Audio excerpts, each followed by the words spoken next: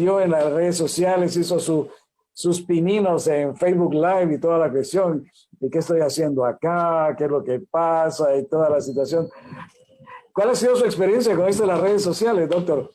¿Le ha cambiado la vida esto de la pandemia, aparentemente? Pues fíjese que,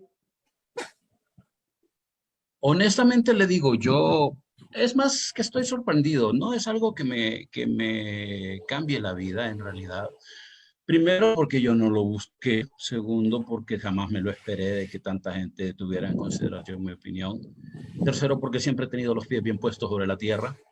Y no, yo pienso que esto es una fase temporal nada más, una cosa de que la gente, lo que sí he podido descubrir es que la gente está ávida de conocimiento, la gente en medio de toda esta pandemia tiene mucho miedo y el miedo está basado muchísimo en el desconocimiento de muchas cosas que son actitudes cotidianas y no tienen un lugar o un vocero confiable que les explique qué es lo que tienen que hacer con su vida diaria. Eh, es lo que he estado tratando de hacer, explicándoles las cosas desde un punto de vista eh, para la gente de la calle, ¿no? Para la gente que vive el día a día y que en realidad no tiene acceso a una información científica. Digo, tratando de explicarle a la gente con el lenguaje de la gente, para que Claro. sea más claro de entender el mensaje. Sí, pues Pero, sí. pues gracias a Dios he tenido muy buena recepción, fíjese, he tenido muy buena recepción, la gente ha tomado en consideración mi opinión y eso es algo que se los agradezco muchísimo. No, y usted tiene ese don de comunicar de una manera sencilla, franca, y lo que dice usted tiene toda la verdad, o sea, en el sentido de que las personas se identifican con usted porque no se ponen poses como muchas personas. O sea, yo he visto cualquier cantidad de expertos, entre comillas, de que yo en el último congreso que pude haber asistido y todo, eso de engolarse la voz y cuando hagan entrevistas y ponerse en un punto así como yo soy el único, el plus ultra en esta situación, y la gente queda, bueno, cambio, yo prácticamente cambio de canal inmediatamente si me toca ver a un personaje de este tipo, que hay muchos en esta situación y que los medios de comunicación de alguna manera han confundido que ese tipo de personalidad es el que sabe. Puede tener el conocimiento teórico, pero no lo puede exteriorizar hacia la población que realmente es la humilde y que no tiene una preparación académica, y así como usted lo realiza, pues llega al punto y claro, ¿no? Y es que afortunadamente yo tuve muy buenos maestros en la Facultad de Medicina. A mí siempre me enseñaron a que hay que hablar con la gente. Uno de los mayores problemas en cuanto a las demandas médicas, en cuanto a la Mala praxis y todo eso. médicos con los pacientes, porque no nos tomamos el tiempo de sentarnos con la familia del paciente y hablar claramente. Hay muchos médicos que tienen miedo a dar malas noticias. Hay muchos médicos que piensan que porque le digan a la gente, fíjese que en realidad no sé qué hacer con él, la gente los va a ver de menos o que se van a desprestigiar, cuando en realidad yo creo que lo más importante y lo que la gente busca en un médico es que sea humano. Y obviamente los humanos no somos perfectos. Entonces, el hecho de poder hablar con las personas es muy importante. ¿Por qué? Porque si usted le explica claramente a la familia cuáles son las posibilidades de su paciente, qué es lo que usted va a tratar de hacer, qué es lo que usted espera conseguir con eso, cuáles son los riesgos de hacer eso y cuáles son las complicaciones que le va a dar eso, pues obviamente, mire, la gente sufre, llora, dicen que uno es un desalmado y que habla muy cruel, pero la idea entra, la idea se fija y eso de una u otra manera le da paz a las personas cuando ocurre un desenlace malo, pues cuando el familiar fallece. No es lo mismo que yo venga y le diga, no, mire, todo va muy bien, vamos perfecto, el paciente va respondiendo, y que media hora más tarde le diga, fíjese que su paciente murió. O sea, Sí. y entonces no era, y usted lo ha visto, pues, o sea, las preguntas que son, y no me dijeron que todo iba bien, y no me dijeron que iba respondiendo. Sí, pero si no le explicaron cuáles eran los riesgos, obviamente ese tipo de cosas son las que ocurren. Y entonces es cuando tenemos los típicos comentarios de me lo mataron en el hospital, ¿no? Sí. Sí, y bueno, estoy revisando algunos mensajes que llegan ahí, dice, ya lo ubican como el Doctor Strange, ¿no? De los Avengers, asumo. parte de la identificación de César ahí, saludos. Y No, otra persona, no, no, es, y hay otras personas igual que hablando sobre eso, de la forma de que usted presenta el detalle de la información y la comunicación para que la gente pueda entender que es lo necesario. Veía algunos de lo que ha compartido, incluso durante esta semana, si no me equivoco, jueves, miércoles, entre miércoles y jueves, usted dio un mensaje hacia los comunicadores sociales. Eso de estar abocados hacia que la noticia y siendo comunicadores están comunicando también un mensaje erróneo. Cuéntenos acerca de esto y ese mensaje que también se aplica en este momento. fíjese que yo siempre, cuando comenzó todo este relajo, yo siempre platicaba con algunos amigos periodistas y les decía que a mí me llamaba mucho la atención cómo se arriesgaban, porque sabemos obviamente que el distanciamiento social es un punto muy importante. El distanciamiento físico es un punto muy importante para la prevención y disminución del contagio del COVID. En esas aglomeraciones que se hacen tratando de conseguir la mejor imagen, la mejor foto, las opiniones de la gente que van a entrevistar. En esas aglomeraciones lo único que se hace es incrementar el contagio. Me asustó mucho cuando entrevistaron la primera vez al señor Bográn.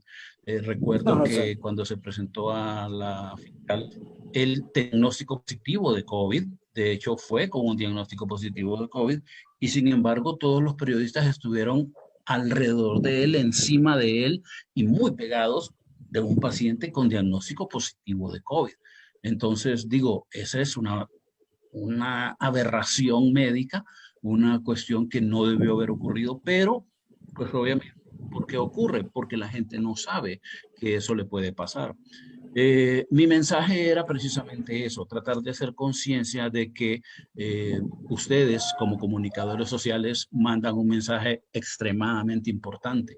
Mucha gente los ve y el mensaje subliminal, aquel que no es expresado verbalmente, pero que sí es captado por parte del cerebro, es también una parte importante. Cada una de sus acciones, cada uno de sus gestos, cada una de sus presentaciones manda un mensaje al público y el público lo capta aunque no se dé cuenta. Entonces, si usted aparece sin mascarilla en público, si usted aparece sin cuidarse, ese es el mensaje que usted le está mandando a sus espectadores, ¿no?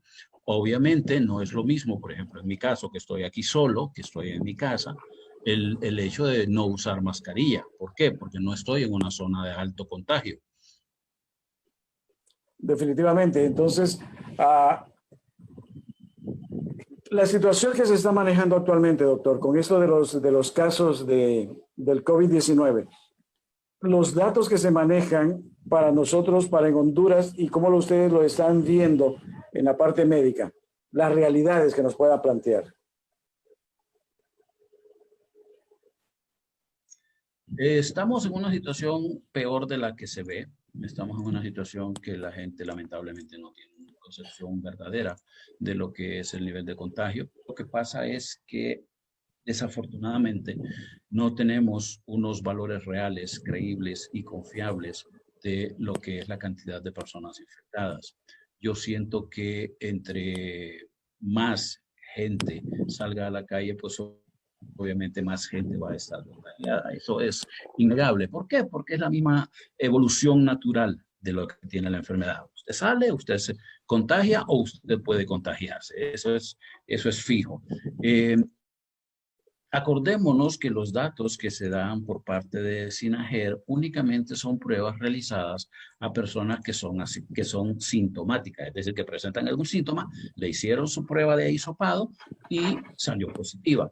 ¿Cuál es el problema? El problema es que hay muchísimas personas que no tienen síntomas. Entonces, al no tener síntomas, no se les hace prueba y al no hacérseles prueba, pues obviamente no son detectados. Pero eso no significa que estas personas no estén contagiadas y no sean contagiosas para los demás, cosa que sí es cierto. Por eso es que se recomienda hacer un tamizaje universal, es decir, vengan todos, a todos les hacemos pruebas y de esa manera cubrimos una población más extensa, tenemos mayor detección de casos y podemos establecer una mayor prevención para evitar los contagios asintomáticos, que son los que en realidad nos están matando en este momento. No, definitivamente. Y en cuanto hacia el interior del país, que se está viendo esta apertura inteligente que se ha llamado, que ahora dicen que próximamente ya van a ser 3 dígitos para salir y todo eso, ¿qué nos debe llevar a la atención a cada uno de nosotros como población? Mire, una de las cosas que es más lamentable aquí en Honduras es la enorme diferencia que existe entre las dos ciudades más grandes, Tegucigalpa y San Pedro Sula, y el resto del país. Los pueblos del interior tienen un pésimo sistema de salud, o sea, no tienen unos recursos, no disponen de gente capacitada, no disponen de gente especializada, no hay gente con especialidad en el manejo de pacientes críticos y lamentablemente esta es una enfermedad que produce pacientes críticos. Entonces, es una tragedia, ¿no? Es una tragedia porque el pueblo la gente de los pueblos del interior del país es gente que tiene un nivel educativo muy bajo, que desconoce muchísimo acerca de las formas de transmisión, contagio y prevención de lo que es el COVID, en un lugar donde no hay un adecuado sistema de salud, donde los médicos trabajan con lo que tienen y hacen lo mejor que pueden, pues, pero eso no significa que sea lo idóneo y no significa que sea lo más adecuado para este tipo de pacientes. Por otro lado, hay lugares de Honduras en los que sabemos que la gente se enferma, se muere y nadie anda preguntando si era COVID, si no era COVID.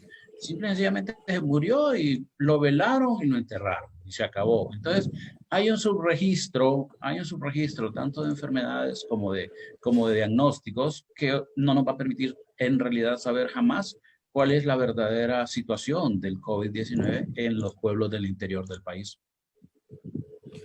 Lo que se ha visto en otros países, en la parte de Europa, recuerdo que en los primeros programas que lo invitaba a decir usted, bueno, ¿cómo nos gustaría tener toda la tecnología, todos los aparatos que hay, individualizarlos a cada uno de los pacientes? En Honduras estamos limitados a incluso poder estar cambiando, bueno, ya tú puedes respirar mejor, vamos a pasarle el oxígeno a otra persona.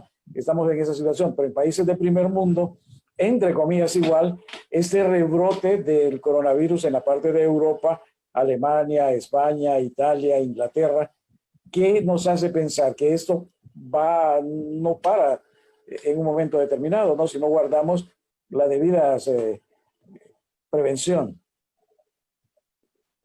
Es que acuérdese usted que el ser humano es burro por naturaleza, pues, o sea, eso es independientemente de cualquier sociedad, la gente bayunca y no hace caso y siempre hay gente que dice que no es cierto, siempre hay gente incrédula. Y esa gente incrédula siempre tiene acólitos que lo siguen y que les dicen, ah, no, si tiene razón, tiene mucha razón, yo no creo en eso. Y obviamente ese es el tipo de problemas que se ve cuando la gente comienza nuevamente a relajarse, a perder el miedo, pues obviamente se ven nuevos picos. Claro, nosotros no vamos a tener esas cifras como las que se ven en España porque no tenemos tanta gente en el país, o sea, no es lo mismo un sistema de salud en España, en Italia, en Francia, al sistema de salud hondureño. No es lo mismo. Así como tampoco esperemos nosotros que vamos a tener cifras como de 126,000 contagiados en un día, que podrían haberlos, pero que no son detectados. No es lo mismo. Para que España detecte y diga, tuvimos 127,000 contagiados el día de ayer, imagina usted la cantidad de pruebas que se hacen en ese país diariamente. O sea, una cantidad exagerada, una cantidad impensable, pero porque ellos tienen el dinero y los recursos necesarios para poder hacer esto. Nosotros, pues, nosotros tendremos que seguir viviendo en el neolítico primario, ¿no? Con nuestras pieles de oso y cuchillos de piedra, trabajando con lo que podamos. Cuando escuchamos ese mensaje de presidentes, y se han dado el caso, primer ministro de Gran Bretaña, que le valió madre, por decirlo, y le fue a dar la mano a todos los contagiados en un hospital y a la semana estaba listo y servido, ¿no? Bolsonaro en Brasil y Donald Trump recién en Estados Unidos. Cuando el mensaje de presidentes a ese nivel, bueno, hablando también del nuestro, que muchos no creemos de que haya tenido el problema del coronavirus, pero que digamos que lo haya tenido, ¿qué mensaje se lleva hacia la población, ese descuido? Yo creo que estos señores pierden de vista algo muy importante. No es lo mismo el presidente de los Estados Unidos a Juan Pérez, el hondureño ilegal que vive en el Bronx. No es lo mismo que se enferme Donald Trump a que se enferme Juan Pérez, que está viviendo en Nueva York en un cuarto con 25 personas más. Los accesos a la salud que tiene Donald Trump, a los cócteles experimentales, a los mejores médicos del mundo, a poder trasladarse en un helicóptero y en segundo llegar al hospital. O sea, es irracional que yo venga y le diga a la gente, no, hombre, si esto no es nada, pues obviamente si yo tengo toda la disponibilidad de salud a mi alcance, pues no va a ser nada. El problema es, y que conste, que también ha existido muchísima suerte, porque si usted recuerda, el primer ministro de Inglaterra estuvo en cuidados intensivos y la Correcto. vio muy de cerca. Y hasta el día de hoy no ha vuelto a decir que no es cierto, no ha vuelto a salir de su casa. Entonces, digo, si tenemos que aprender por la mala, lamentablemente vamos a aprender por la mala, pues. Esto de las campañas políticas, entrando a lo que es el inverso en nuestra población, o si es fútbol o cuestiones políticas. ¿Qué mensaje nos dan esos candidatos que quieren gobernar el país, ¿no? Haciendo estas reuniones. Fíjese que yo creo, y este es un punto muy importante que me gustaría que tomáramos en cuenta aquellas personas que sabemos pensar un poquito. Claro. Lamentablemente, la mayor parte de las personas se deja llevar por el calor, ¿no? De la emoción, que, ay, mi presi, que qué bonito que se ve mi candidato. Si fuéramos una sociedad verdaderamente pensante, nos daríamos cuenta que aquel candidato que llama a concentraciones políticas sin respetar las medidas de seguridad es un candidato al cual no le interesa la gente. Es un candidato al cual únicamente le importan los votos y que no les importa cómo conseguirlos. Entonces, eso debería servirnos a nosotros para ir eliminando candidatos. Es decir, no, hombre, a este no le voy a importar cuando esté en el poder, a este no le va a importar la salud cuando esté en el poder. ¿Por qué? Porque lo están demostrando. Porque están demostrando que el pueblo no les interesa, que lo único que les interesa es conseguir un voto para poder llegar al poder y de esa manera pagar sus deudas. Sí, es lamentable. El ver a la gente en las calles, como digo, en los buses, en los taxis, que primero sí guardando alguna con esa de las enrejillado que colocaron en la parte de los taxis, ahora cualquiera anda manejando un taxi sin nada de bioseguridad. ¿Qué puede hacer la gente pobre si no tiene otra forma de transportarse y todo? ¿Cuál sería el consejo en un momento determinado cuando el 80%, no hablemos del 80%, 90% de la población es de pobreza y que no tiene acceso, decíamos, de comprar una mascarilla adecuada para utilizarla, a el tener gel para cuando sale a las calles, no tiene ni agua en sus viviendas? ¿De qué manera se puede aconsejar a estas personas?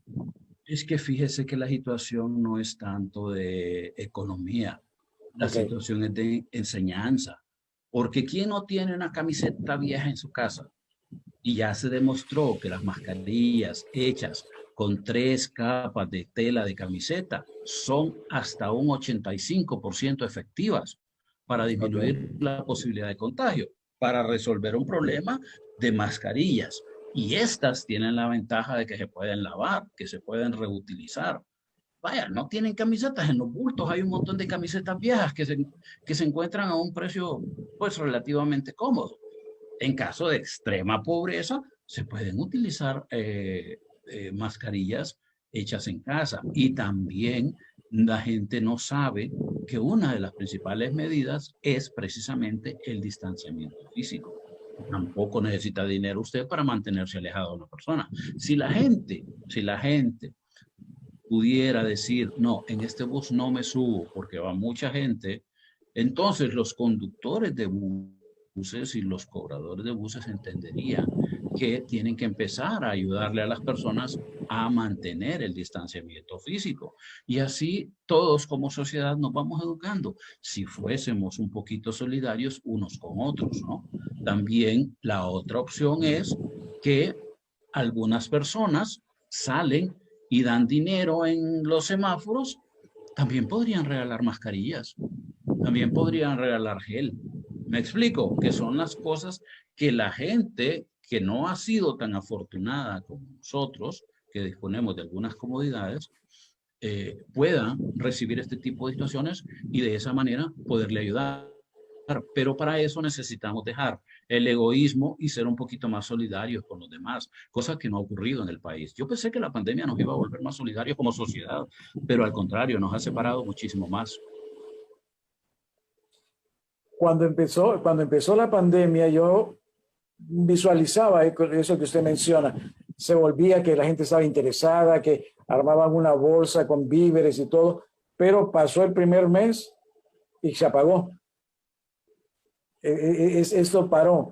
Y aparte de ello, el no tener esa información, como usted la menciona, el hecho de vender no solo la parte mascarilla que hay que comprar, que hay que utilizar esto, que hay que utilizar lo otro, y no darnos estas así, a pelo, ¿no? Decir, ok, con una camiseta en 3 partes se puede doblar y hacer esto y poder hacerse una mascarilla. No tenemos esa información en la parte gubernamental o en los medios de comunicación para crear esa situación en la población, sino que vemos niños que se ponen bolsas plásticas haciendo el asumo de que tienen una mascarilla porque no tienen tal vez ese tipo de orientación y creen que solamente con una mascarilla que tienen que comprar se la pueden prevenir o utilizarla para prevención de lo del coronavirus.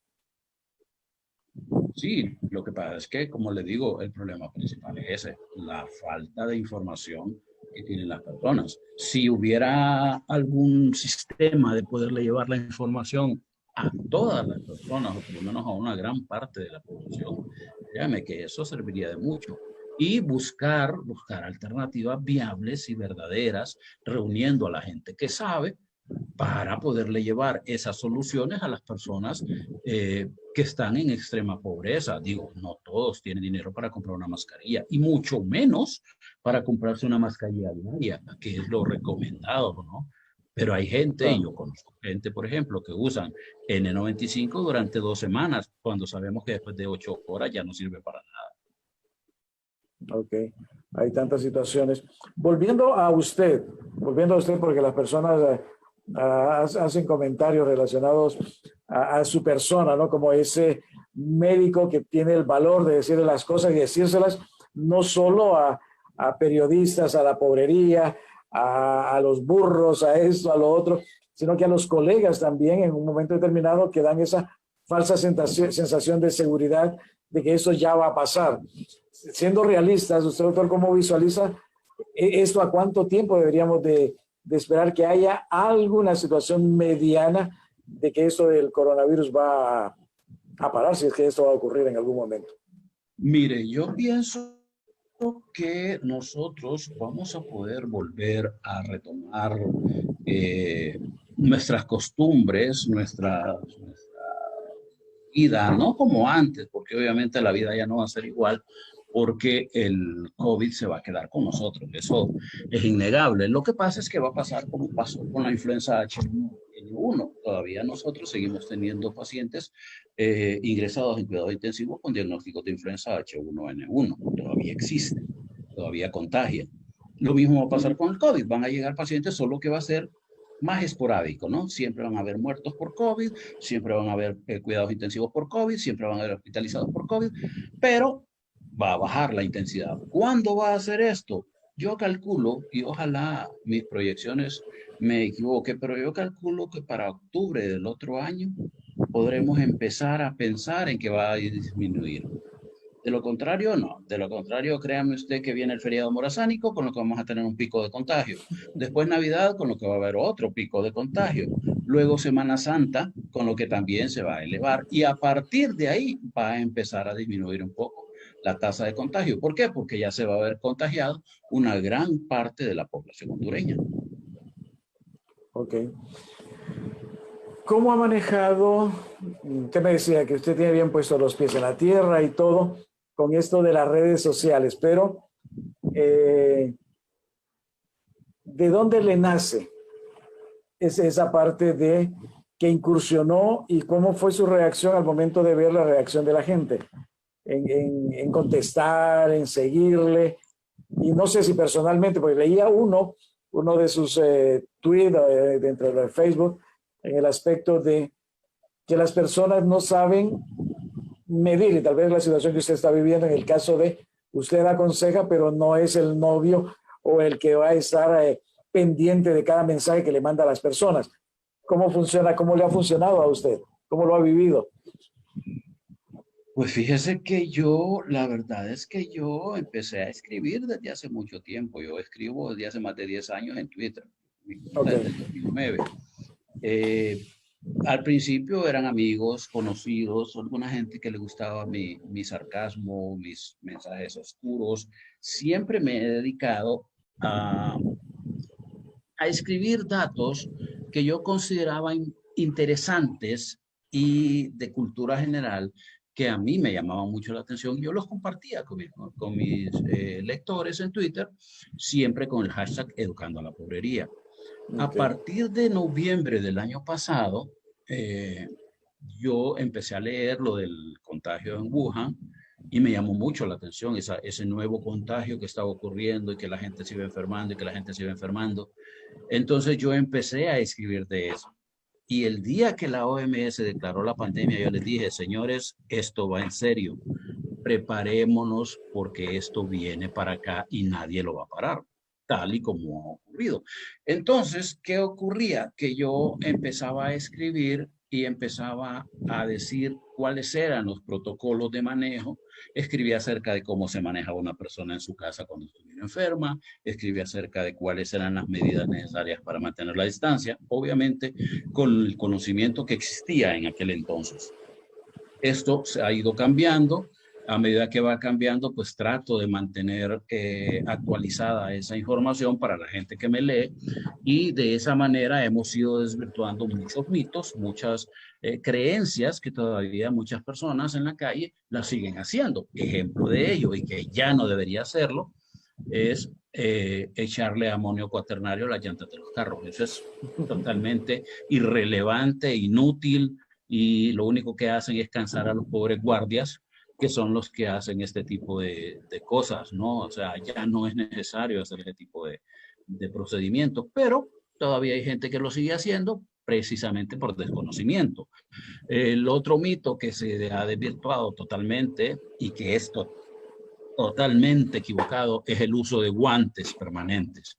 Los guantes de látex lo que hacen es triplicar la posibilidad de que usted se contagie, precisamente porque como anda con guantes, anda tocando todo y después se anda tocando la cara con los guantes sucios. Entonces, no se recomienda usar guantes de látex para andar en la calle, entre otras muchas cosas, ¿no? Eh, Me sorprendió y sigo sorprendido, les soy honesto. Yo nunca esperé que tanta gente me leyera, que tanta gente se dedicara a tomar en consideración mi opinión. No me molesta, no me desagrada, pero sí he tratado de ser yo. Mucha Okay. gente en ocasiones se molesta conmigo por algunas cosas que escribo y les digo yo, bueno, miren, es que no siempre vamos a estar de acuerdo. O sea, a mí me preocuparía si en realidad estuviéramos siempre todos de acuerdo. Si no les gusta, pues no lo lean. Tampoco hay que perder la calma por un tweet, pues, o sea, tampoco hay que perder la paz interna solo porque alguien dice algo con lo que usted no está de acuerdo. No, créame que no vale la pena en realidad. Y es tan fácil como dejar de leerlo, pues digo yo, a este no me cae bien, escribe puras pendejadas, ya no sigo más. Así de simple, así de sencillo. Pero, pues bueno, están, les agradezco muchísimo que me lean, de verdad, me siento muy honrado, muy halagado y comprometido, ¿no? Porque tengo que ser veraz, tengo que seguir siendo yo, no tengo ningún tipo de interés detrás. Lamentablemente en Honduras estamos muy mal acostumbrados a ver gente que dice que se preocupa por el pueblo y lo que anda buscando es una candidatura política, entre otras cosas. Y así vemos muchos benefactores, muchos héroes del pueblo que se lanzan a buscar una candidatura para diputado Y una vez que son diputados, ya se les olvida la razón por la cual llegaron ahí o quiénes los pusieron ahí. Entonces a mí eso no me llama la atención. Y de repente eso me ha servido mucho porque yo escribo sin ataduras. Claro. No tengo que quedar bien con nadie, no tengo que sobarle la leva a nadie. Entonces, obviamente, sí hay cosas en las que yo no puedo opinar porque simplemente uno debe ser prudente, ¿no? Uno debe tener la capacidad de saber y elegir sus batallas, tampoco de mandarse así a lo bayunco, a escribir en contra de todo el mundo, más ahora con una legislación en la cual a usted lo demandan por difamación y termina preso por escribir mal en contra de alguien a quien no le gusta. No, doctor, es enriquecedor conversar con usted y saber de que podemos contar con médicos, como su caso, y hay algunos otros, como dicen, contados con los dedos de las manos y sobran dedos, para poder tratar este tema y de esa manera que la población, que la mayoría sean con una posición económica, sea pobre, pueda tener esa orientación y esa forma sincera en la cual usted brinda esos mensajes. Esperamos contar con usted así cada 2 meses más o menos cuando sentimos que hay algunos picos y unas subidas. Una pregunta sobre esto del rebrotes en cuanto a la reinfección. Se están escuchando varias situaciones en diferentes partes del mundo, pero esto no es algo oficial con esta situación. ¿Cómo lo plantea usted? ¿Cómo lo ve?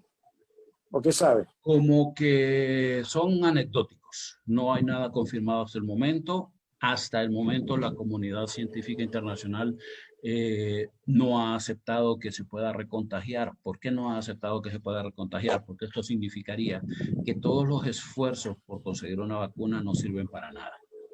Esa podría ser una razón, ¿no? Que no quieren botar tanto pisto y decir, vaya, no sirvió para nada porque igual se van a recontagiar. La otra es que se espera que como es una enfermedad viral, provoque el mismo tipo de inmunidad que provoca la varicela, por ejemplo. Usted tiene varicela y ya no le vuelve a dar varicela el resto de su vida. El problema es que vaya a ser un tipo de virus como la gripe, que cada año cambie de forma. Eso sí sería desastroso para toda la economía del mundo porque simple y sencillamente nos veríamos condenados a utilizar las 3 medidas importantes del lavado de manos, distanciamiento físico y uso de mascarillas de por vida, ¿no? Y ya no volveríamos a lo que éramos antes. Bueno, doctor, le agradezco nuevamente por su tiempo y por habernos acompañado en el programa del día de hoy. Un último mensaje para la población para que podamos aprender algo adicional. Pues, ¿qué les puedo decir? Yo, como siempre, agradecidísimo con usted por tomar en consideración mi opinión. De verdad, muchísimas gracias. Ya sabe que si puedo estar con usted, lo voy a hacer con muchísimo gusto. Y a las personas que nos están viendo, lo único que yo les puedo decir es, por favor, no se confíen, no crean ustedes que ya esto ya ha pasado, no piensen que la situación está volviendo a la normalidad, porque no es cierto. Lo único que está pasando es que la gente está dejando de ir a los hospitales porque ya no cree en el sistema de salud y prefieren estarse muriendo en sus casas porque mueren con su familia y no mueren en una fría sala de hospital. Traten de ser sensatos, no salgan a menos de que en realidad tengan que salir y si salen, no se quiten su mascarilla absolutamente para nada.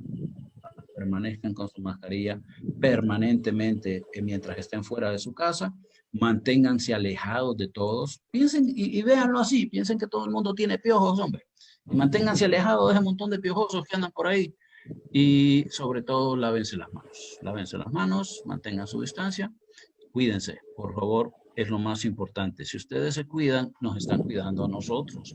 Es decir, todos dependemos de todos. Entonces, yo creo que lo más importante es eso, ¿no? Tratar de disminuir la tasa de contagio a lo más que nosotros podamos.